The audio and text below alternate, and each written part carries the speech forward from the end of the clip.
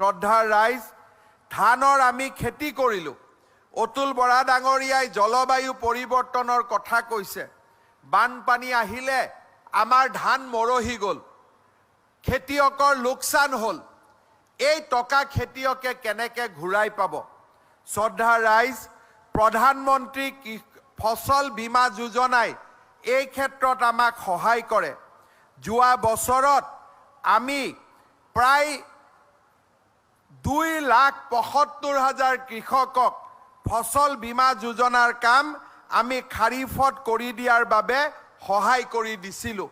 তাৰ ফলত এই বছৰ আমি বহু টকা, বিশেষকৈ আপোনালোকে অলপ আগতে দেখিছে যে ফচল বীমা যোজনাৰ অধীনত আমি বহু লাখ কৃষকক আমি তেওঁলোকে যাতে বীমাৰ জৰিয়তে তেওঁলোকৰ খাদ্য শস্যৰ নষ্ট হ'লে, বানপানীৰ সময়ত নষ্ট হ'লে, খৰাঙৰ সময়ত নষ্ট হ'লে উভতাই পায়, তাৰ বাবে আমি ব্যৱস্থা কৰিছিলোঁ।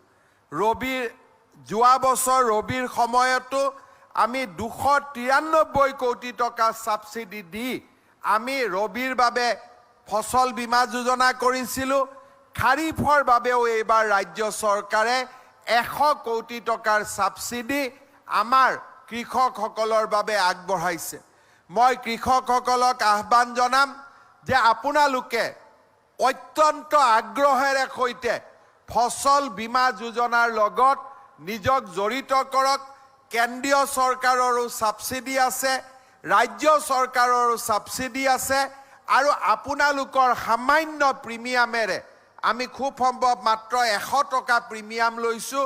এই 100 টকা প্ৰিমিয়ামেৰে আমি সমস্ত ৰাইজৰ বানপানী আৰু খৰাং পৰিৱেশত খেতি নষ্ট হ'লে তাৰ বীমাৰ টকা আপোনালোকক ঘূৰাই দিয়াৰ ব্যৱস্থা কৰাত আমি সক্ষম হৈছোঁ।